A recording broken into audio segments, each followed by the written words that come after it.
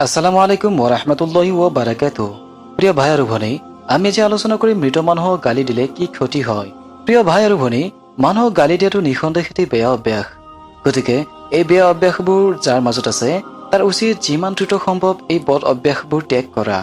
প্ৰিয় বন্ধুসকল, পবিত্ৰ হাদিছ শৰীফত ৰাসূল সাল্লাল্লাহু আলাইহি ওয়াসাল্লামে কৈছে, যিকোনো মুছলমানক গালি দিয়া হ'ল ফাছিকি আৰু তাক হত্যা কৰাটো হ'ল কুফৰি।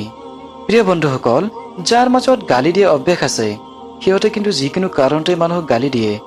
এনেকুৱা মানুহো আছে অকাৰণতো নিজৰ বন্ধুবৰ্গক গালি দি থাকে। প্ৰায় সময় মানুহে গালি দিবগৈ নিজৰ মা বাবাক সম্বোধন কৰে। আফচোচ এইসকল মুছলমানক লৈ। মানুহে যেতিয়া গালি দিয়ে তেতিয়া মা বাবাক সম্বোধন কৰি গালি দিবহে খোজে, কিন্তু ইতিমধ্যে সেইজন মা বাবা দুনিয়াৰ বুকুত আৰু জীৱিত নাই। তেনেস্থলত কিন্তু মৃত মানুহজনকো গালি দিয়া হ'ল। গতিকে মৃত মানুহক গালি দিয়া সম্পৰ্কে আল্লাহৰ নবী সাল্লাল্লাহু আলাইহি ওয়াসাল্লামে কি কৈছে বলক অকণ চকু ফুৰাও। হযৰত আয়েশা ৰাদিয়াল্লাহু তাআলা আনহাৰ পৰা বৰ্ণিত, ৰাসূল সাল্লাল্লাহু আলাইহি ওয়াসাল্লামে কৈছে, তোমালোকে মৃত মানুহক গালি নিদিবা, কিয়নো সিহঁতে নিজৰ কৃতকৰ্মৰ পৰিণাম ফল পৰ্যন্ত পালেগৈ। সহিহ বুখাৰী 5616।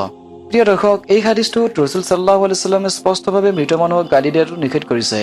যিহেতু ৰাসূল সাল্লাল্লাহু আলাইহি ওয়াসাল্লামে নিষেধ কৰিছে, গতিকে গালি দিয়াটো হাৰাম। তাৰ পিছতো যদি কোনোবাই মৃত মানুহক গালি দিয়ে তেন্তে তাৰ বহুত ডাঙৰ কবিৰা গুনাহ হ'ব। গতিকে আপোনালোকে নিজেও সাৱধান হৈ থাকিব আৰু আনকো সাৱধান হৈ থাকিব দিব, যাতে কোনে মৃত মানুহক গালি নিদিয়ে। কাৰণ এই কামটো চৰম ঘৃণাৰ কাম আৰু গুনাহৰ কাম। মুমিন বান্দাই সদায় ভাবি চিন্তি কথা কয়, যাতে কৰি কোনেও আঘাত নেপায়। এয়া যেন প্ৰকৃত মুমিন বান্দাহৰ লক্ষণ। মানুহ এই জীৱখনৰ দ্বাৰাই বেছিভাগ জাহান্নামৰ জুইত জ্বলিব, লগতে প্ৰায়ভাগ মানুহ জান্নাতত যাব নিজৰ উত্তম চৰিত্ৰৰ বাবে। আল্লাহৰ নবীৰ ফৰমান, মিজানৰ পাল্লাত আটাইতকৈ ওজন হ'ব মানুহৰ উত্তম চৰিত্ৰ।